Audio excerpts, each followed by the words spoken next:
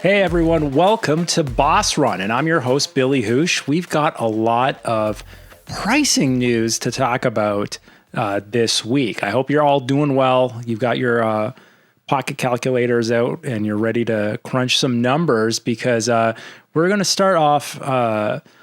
First, I'm going to start off with some hardware, and then I'm going to talk about some software, and then we're going to get even deeper into hardware, especially pricing and stuff. You guys probably are aware of stuff where everything's costing more. Things aren't getting cheaper. And it's especially the case in tech because the price of RAM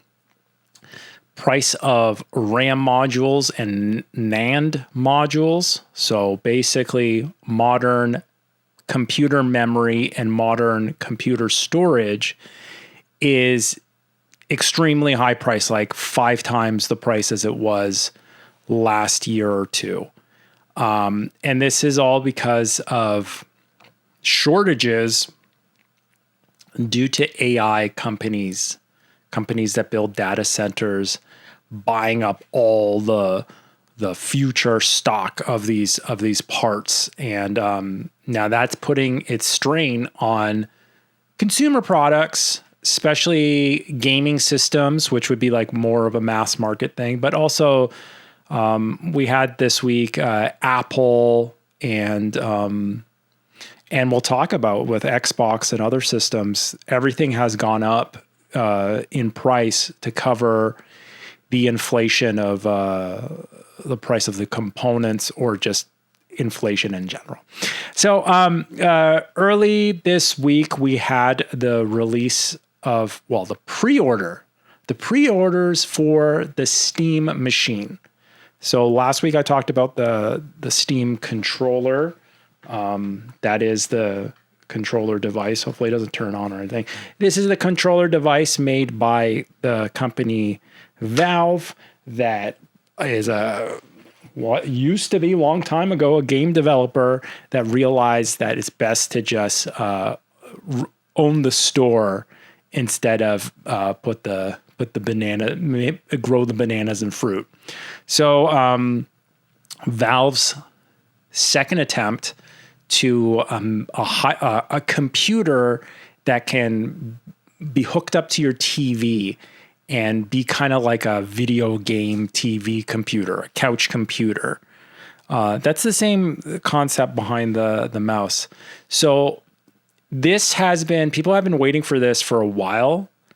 And unfortunately, I think it was ready for a while, but now Steam had to launch the pre-order prices. And this is an example of a product that was in development before the high increase in these components. So this was supposed to be probably under $1,000 mark system for you to buy and play games on your TV. Same as the Steam Deck. I've talked about the Steam Deck and how much I love my Steam Deck. This is basically a Steam Deck Plus that hooks up to your TV so you can play those games. So not a high-end system. It's not as powerful as like a system that would be dedicated like a console, like a PS5. It's not as powerful as that. It's kind of close. Maybe it's as powerful as a Switch 2. Not even. So anyways, let's get to it. So they allowed you to basically get in line to pay for one, but also there's like an extended waiting list if you didn't get that first batch. So I'm pretty sure all of the stock that I have created for this wave has been sold, and now it would be the next wave, similar to what the controls were like. So let's get to it. There are basically 2 storage models of the Steam machine. So think of it like buying like an iPad or a phone or a laptop. It's like there's a 512 storage model, and then there's the 2 terabyte storage model. That's like more of the premium deluxe version of it. So the bare bones one, the 512 gigabyte storage model without the controller. So this controller is an extra like $160, $150, right? And because it's like a computer, you can literally sync whatever controller you have lying around.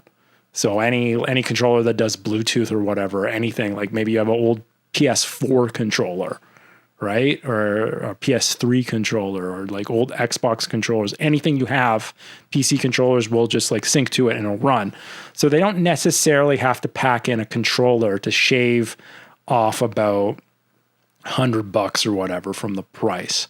So base console only, 1,049 USD, or in Canadian dollars with the price of the dollar adjusted, their price on Valve's website, $1,509 Canadian for the worst base model. You got the lowest storage, no controller. You're on your own. You're probably going to take it and update it yourself later, whatever. That is not worth it. 1,500 Canadian. You could buy a mini PC and like a PlayStation. Or maybe not. I don't know. The prices, we'll go into the prices of the current consoles right now.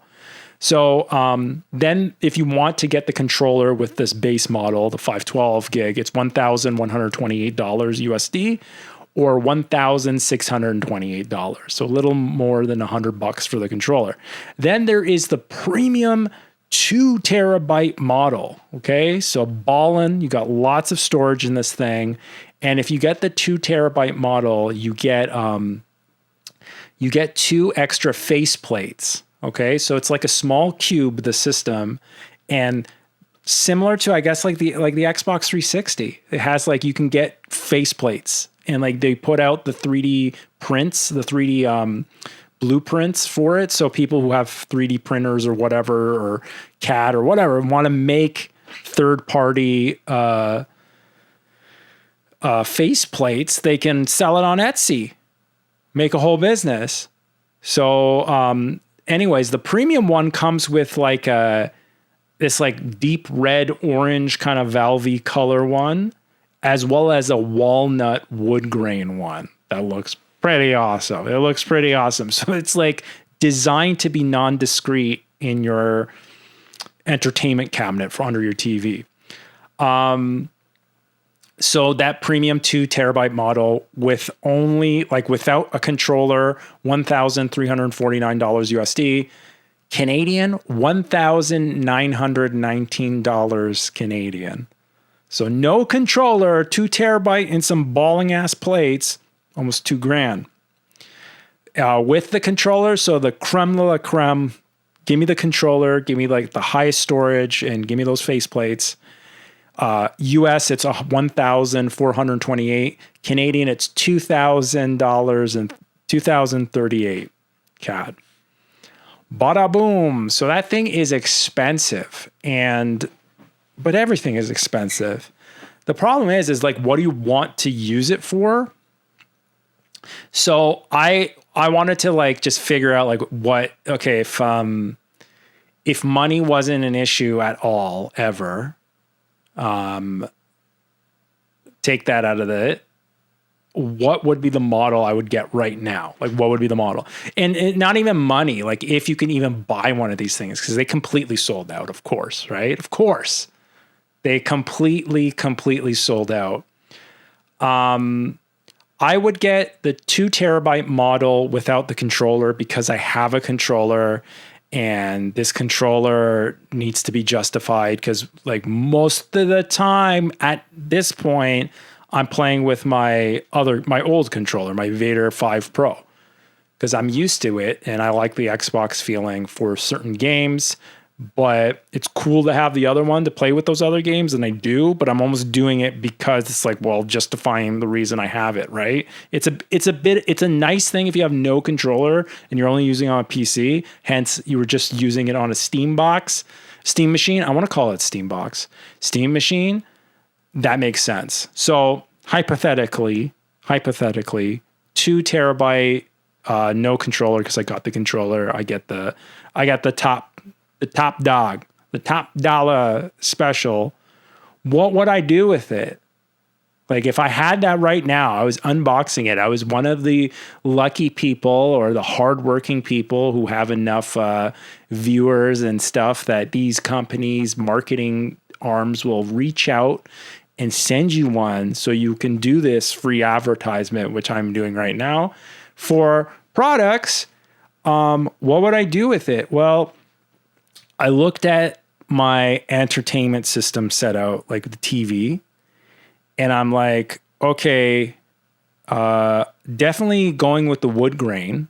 That's like the number one plus of this whole scenario. Like that's probably the best thing that I would get, the most joy I would get out of getting this steam machine is probably this, like the most frivolous or trivial or just the dumbest thing is the wood grain faceplate and how it would look in this like wood grain kind of TV entertainment console. So, yeah, I would put that there. There is no space. I would remove, like you have to start removing redundancies now. The Apple TV. I would justify the Steam machine if it had amazing, like, which it can't. It's not going to have better than Apple TV, but amazing streaming home, what HT, what is it called? The home media television setup. So like I use Plex #1 to watch like movies and stuff. And I use my Apple TV. I haven't really used my smart TV stuff, which it's like I saw today it updated and it had like, because I was logged into my Gmail account, it had like everything. Like I had Google Gemini and everything, and it already read my mind of what I want to watch. But the Apple TV, even though I have an old Apple TV now, I think as of operating system that comes out in fall, the Apple stack, I believe it'll be outdated. Like it's not going to get the latest update, but whoop-de-doo. It's got Dolby Vision and it matches your content that you play on your TV. It'll match with the frame rate of the television set, so you don't get that juddery, framey kind of look. And that's excellent. It's like VRR or whatever. G-Sync or something like that. And that's pretty premium, and those devices aren't expensive. I mean, Apple raised all their prices. There isn't a new Apple TV probably in fall, and I'm sure that's probably going to be $100 or $200 more, especially with all the AI nonsense that they have to justify and requires more RAM. But I would replace the Apple TV because the Apple TV is occupying HDMI 2.1 output or input on the TV. I would hook that up, download the Plex app, make sure that works well. Because the difference is the reason why the Steam machine is kind of different from just building your own like PC box to hook up to your TV is that it has the HDMI jack is HDMI CEC, I think it's called CEC compliant. Basically, all that means is that, CEC, HDMI CEC means Consumer Electronics Control. So it has this protocol that it can handshake with the TV. You know how like some of your video game devices, when you turn off if you turn off your TV or you turn off your video game device, it'll turn off both. Okay. So if I turn off my TV while my PlayStation is on, because the PlayStation has HDMI CEC, it'll also turn off the PlayStation. The TV will be in sync with the PlayStation. Likewise, if I turn off the PlayStation, it'll turn off the TV screen as well. So that's a like that's a small quality of life thing that makes a big difference in the usability of the device, right? So you can just like quickly, like if you were watching TV with a TV box or tuner, you just shut it off. Like you just shut the TV off, I'm done. So it has that, and it's important that it has that because the big deal about SteamOS that was first designed for the portable system, the Steam Deck, is that you can just quickly shut it off and it'll save everything exactly at that point, right? It's like that, the insta resume standby mode or whatever, like a laptop, right? Like a laptop, what we're used to. So you can just shut it off and then turn it back on where it was. You can't really, to do that on a PC, yeah, there's like sleep mode, but it's not as quick and as elegant as it is on something like a Switch or like a PlayStation. So that's a big thing that I saw a lot of like the tech media, the tech journalists not really talk about, not really emphasize, because the whole big bait is like, this shit's expensive, right? That's the clickbait. It's like, oh, I'm sure there'll probably be like a screenshot of me, thumbnail of me going, this is expensive. So yeah, Steam Machine, what I would do with it is like, what am I doing with my Steam Deck right now? Steam Deck right now, I use it a lot for streaming. So streaming games off of like GeForce Now or streaming it off this computer.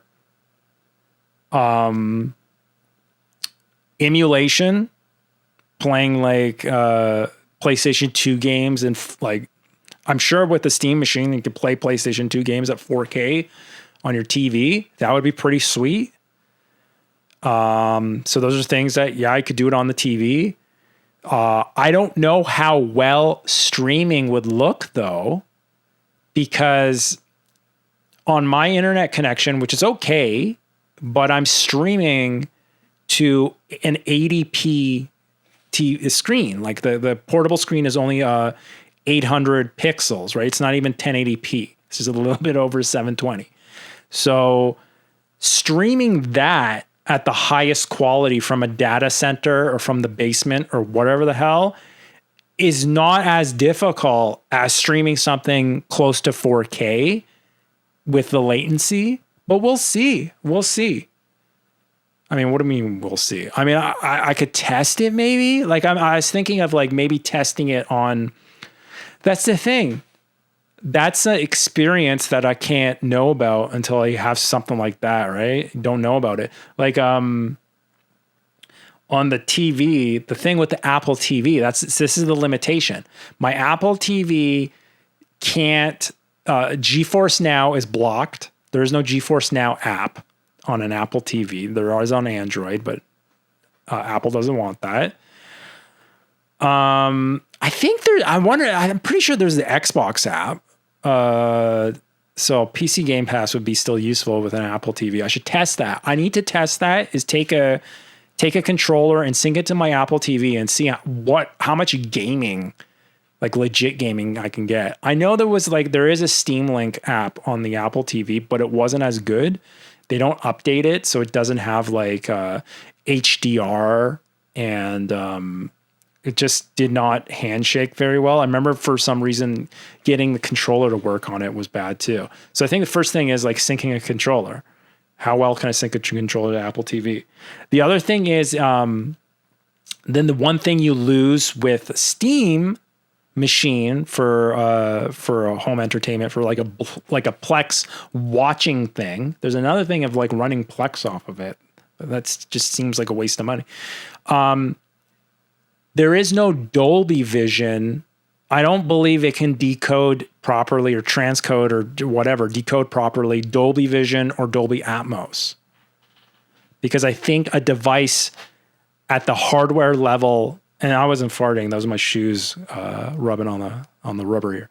That would have to be hardware level license from Dolby to have that functionality. And like an Apple TV has that, and they pay that because like Apple has some agreement with Dolby. Like the Apple phones, like the Pro phones, film in Dolby Vision. That's like a easy pro way of getting like the color correction right on your set. So you're getting the exact like color tuning as the filmmaker was wanting the people to see. So that's not, I don't think you can have that. I'm pretty sure that does not exist, would not exist on a Steam machine, but whatever. You just have like HDR10, which is not that bad. And then like playing games, it depends on what games. Like, yeah, like indie games or low powered games and stuff like that would run fine. They say like your AAA games are up to like, the system will default all games to 1080p 60. So you get that guaranteed console like steadiness, goodness of a like stability. But like paying like $2,000 to play games that in like 1080p is like crazy. Dude, I have my Xbox 360. Let's play. I've got an Xbox 360. It's like Xbox 360, but sure. Like the other, not just the resolution and the frame rate, but like other effects are going to be better, and the games are going to be a little bit more complex than 360 era games.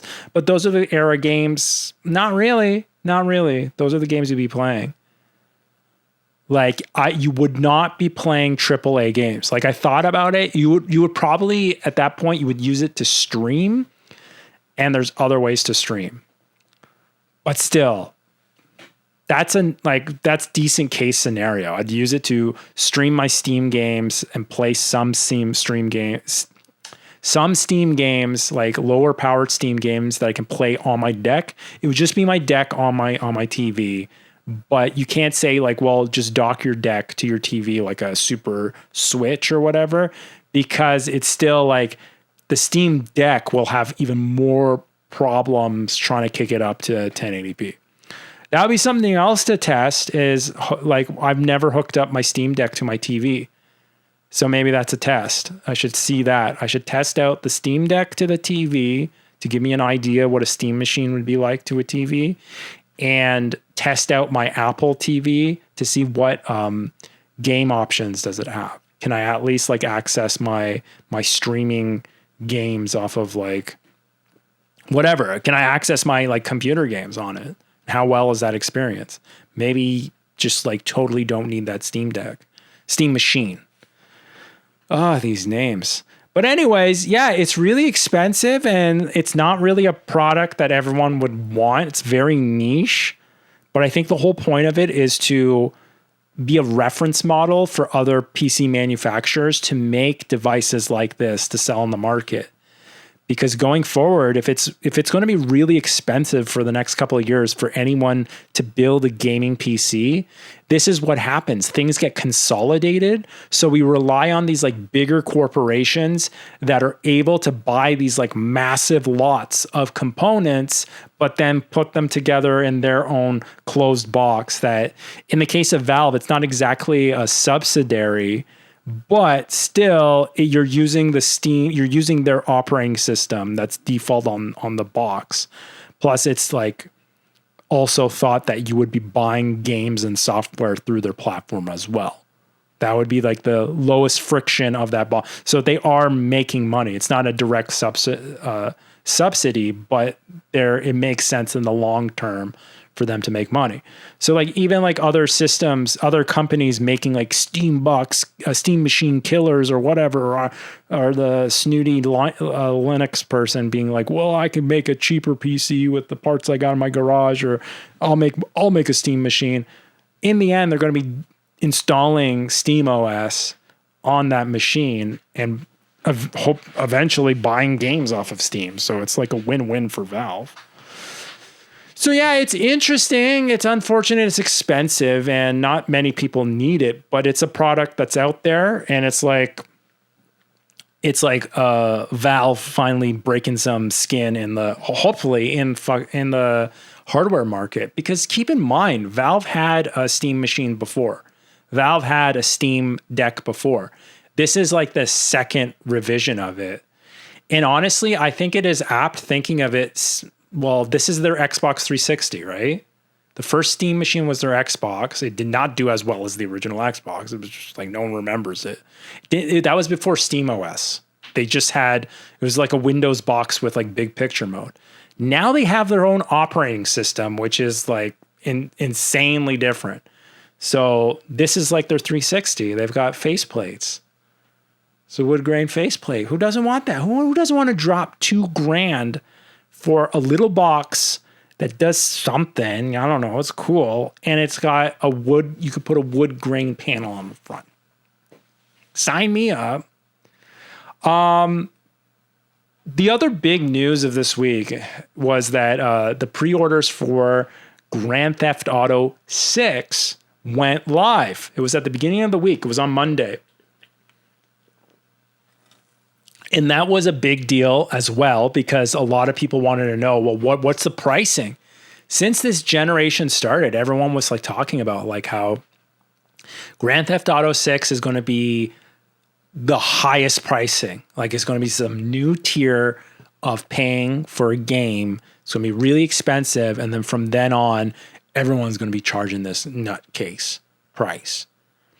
But at the beginning of the PlayStation 5, Xbox Series generation, they did go up $10. I think, yeah, they went up $10 this generation. Big bucks. So what? Like a standard AAA game was $69.99 US. That was PlayStation 5 at the beginning, $70. Or $90 Canadian, $89.99 for a copy of Call of Duty Cold War, Black Ops. So the pre-orders went live for Grand Theft Auto 6. Two versions. There's a standard edition, which is the base game, and then the ultimate edition with bonus packs. Most of them cosmetics. Some of them give you access to barber shops and places for the cosmetics. So like, I'm guessing there's writing and assets. Well, of course there's assets, but there's probably some like writing and voice acting and that stuff. And some other things like modes that seem like just small stuff, like not really anything that significant. Anyways, the standard edition in the US is $10 more than a normal video game. It's $79.99. So $80. And the Canadian standard copy is $109.99. Okay. So just went up the same, like $10, $10 in the States, $20 in Canada. And the Ultimate Edition is $99.99 USD. So $100, big bucks. And then $140 Canadian for that bad boy. Grand Theft Auto 6, Ultimate Edition, digital only. That was the big outrage on the internet when retailers found out, and they were saying to everyone that you can buy a box. You can buy a box that has the Grand Theft Auto 6 cover art on it, but then you open this box and there is no disc inside. I repeat, there is no disc inside the box that you paid $109.99 for. You paid $110 plus 13% sales tax for a plastic box, a plastic jewel case with a piece of glossy paper in it. And also inside that box is another piece of glossy paper, like a card, and that has a digital code to type into your PlayStation, and then it downloads the game from the internet. So it is a digital copy inside of a plastic box. For people who like the plastic boxes, I like the plastic boxes, but come on now. Come on now. I don't want to keep fooling myself. That stuff is useless now. But like now you can't sell that game. When you buy it digitally, they automatically sign you up in your credit card to one free month of Grand Theft Auto Online Plus. But once that month's done, it's going to do a reoccurring charge on your credit card unless you cancel beforehand. content could change with any update and stuff. Like maybe one of the characters in the game, something happens to them in real life, and then they want to pull that character, change the voice acting and the faces and all that stuff. They have the you can't have the hot coffee copy anymore. So if you remember, if you're as aged as me, when Grand Theft Auto San Andreas came out, the first run copies of them still had in the code the sex mini game that was controversial when some like people who were data mining the game found that unfinished sex game in Grand Theft Auto San Andreas. That when it just hit the news, like clips of it went on the internet and on the news and all, it got spread. The ESRB or whatever made it adults only. And then Rockstar had to reprint a bunch of new versions of the game that have that bit of hidden code removed from it, just so they can go back to the mature rating. So I have the first run of the game. I lined up at the Eaton Center in when was that? Like 2006, 2005, 2004? When did San Andreas come out? When did San Andreas come out? Internet. San Andreas Grand Theft Auto came out 2004. Okay, 2004. So, yeah, you can't have that anymore. They can fix that instantly. So that's the problem. Like, people don't like that. I was like, going into it before even the pricing and before they even said you can't get a hardware, a physical copy of it, like an actual disc, I was waffling back and forth. But like, I was leaning more towards like Grand Theft Auto has quite a bit of a online component that comes afterwards that extends the game's life. Plus, this is like knowing the Grand Theft Auto or Rockstar games, this game license for this PlayStation console exclusive game, it's probably going to be stuck with my PlayStation account throughout the next whatever generations of this game. So Rockstar will always they probably will remaster it for PlayStation 6. So if I ever have a PlayStation 6, I have the license, the digital license of the game. And God knows like how hard it would be to connect a disk drive to a PS6 at that time. Probably need like an external drive or something, like I don't know. So yeah. GTA 6, it doesn't even come out until November 19th. So I have no clue what would be the point of pre-ordering this game. Like just pre-order it, just buy it the day before it comes out so you get all the pre-order bonuses, right? But if you buy it now, it'll just mysteriously show up on your computer as it gets closer. I think November 12th is when preload happens. So it'll be like, ooh, you turn on your PlayStation and an icon will pop up on November 12th, downloading something.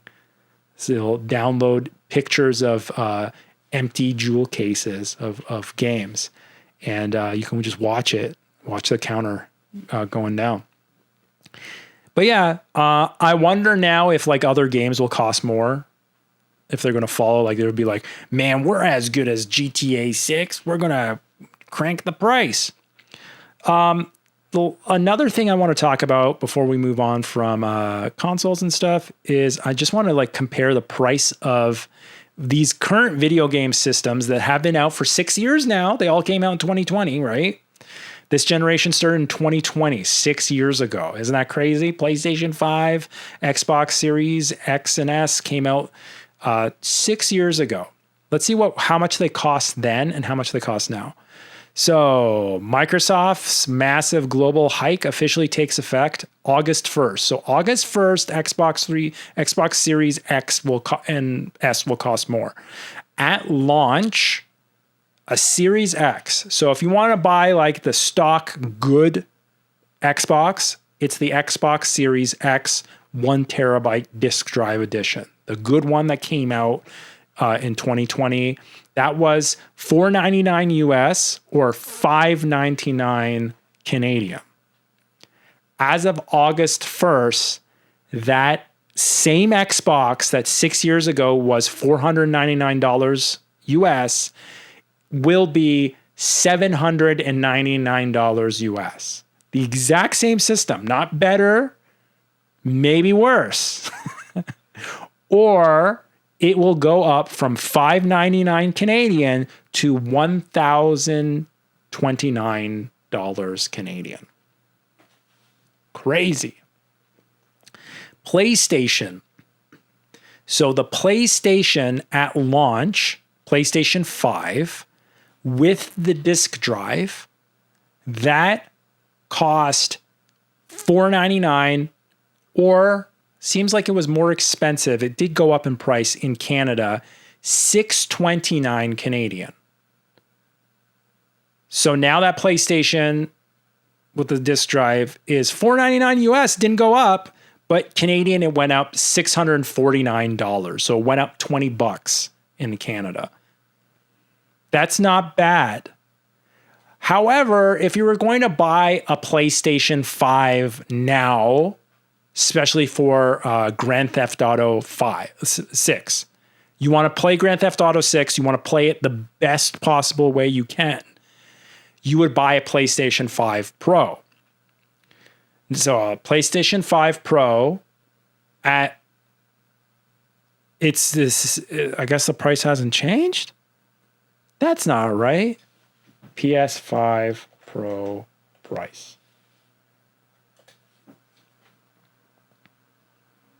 Yeah, the price went up. My data was here is wrong, but I only have the Canadian prices. So PS5 Pro at launch was $959. Right now it's $1,099.99. So it did go up quite a bit. PlayStation 5 Pro went up quite a bit in price, because they know that's the one you would want to buy. And the other thing is that one doesn't come with a disk drive. You would have to pay separate another $100 for a disk drive. So you're most likely just going to get the digital copy of Grand Theft Auto 6 anyways. But yeah, so everything is pretty much close to the price of a Steam machine, even though Xbox Series X and PlayStation 5 Pro, or even regular PlayStation 5 will play games way better than a Steam machine. Play brand new games, like the cutting edge games that are coming out this holiday season. They would play 100% way better in 4K than a Steam machine. A Steam machine would be playing it in 1080p, and but you can do other things with it. That's the trade-off. Oh yeah, don't forget the Switch, guys. So we have the Nintendo Switch 2, because that came out in June. So that's a relatively new system. That came out last year. The Switch 2 at launch, so in June, it cost $449. The Canadian one was $629. So similar to the price hike for the base PlayStation. It's not that much. It's just Canadian. So it's still $449 US, but Canadian, it's $679. So it just went up to match the price of the dollar. So you know what? Like, that's the thing. That shows how Switch 2, Nintendo and PlayStation, especially like their base models for the mass market, that's subsidized. That's most likely subsidized. So they can keep the prices consumer friendly, because they make the money off of what the Steam machine doesn't make money off of. So like on the Steam machine, you don't need to buy games from Steam to run them on it. You can run games off of anything. You can just run your like ROMs that you got off the internet from like Internet Archive or something like that. You can do whatever. So they're going to charge you full price for the hardware, because they're not going to be making off the back end. A PlayStation or a Switch, you have to buy the controllers and everything else from the first party. All the games have to be certified and sold throughout the ecosystem, so they get their 30 or 40% off every game. And you have to pay an online subscription to play your games multiplayer online. So that's another way it gets subsidized. So that's the given, the plus and minus. You have to look at these things because it's like, well, what do you want to play? If you just want to have total convenience and play like AAA games and have a super great experience, yeah, buy a PlayStation 5 Pro and don't worry about it. But if you want more like a computer, you want like full control, you're Linux nerd, then maybe a Steam machine, because you probably wouldn't want those spectacle games.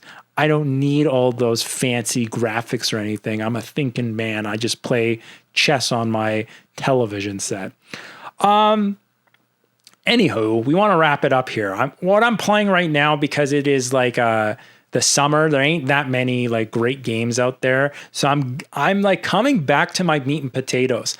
I still play like knock off a couple of missions from Kingdom Come Deliverance 2, which is great, but I'm just like playing it at a slow pace. I'm back at some meat and potatoes on my PC. I'm playing like Forza Horizon 6, still really enjoying that game. I think honestly, like eventually, if that goes on sale, I'll probably get it on Steam. I don't know. It's a great game. I'll just continue playing it on my that's a PC Game Pass seller, is Forza Horizon 6. I started also playing a little bit of Black Ops 6, just getting myself ready for the more new COD coming out. And you know, like how can you not check it out? It's got Nicolas Cage now in Call of Duty, so what can you say there? And then the other stuff, I've been emulating in the bedroom. On my PlayStation, on the TV, I play this like PSP game called Jeanne d'Arc. Like it's like some weird JRPG fantasy world of Joan d'Arc. And it's bizarre because like the English are possessed by the devil, and the French are freedom fighters to take down the devilish English people. It's just so weird, so cool, and I'm enjoying it. I'm also still playing Ace Combat 3 on my Steam Deck, which is a PlayStation game, and it's been great. So play your backlog this summer. Don't blow all your money on hardware. Save that stuff for games, and we're going to have a wonderful rest of the summer watching the World Cup, getting through our backlog, and then getting ready for the fall when all the games come out and we're all going to like never leave these screens. Anyways, you guys all have a great one. Take it easy. See ya.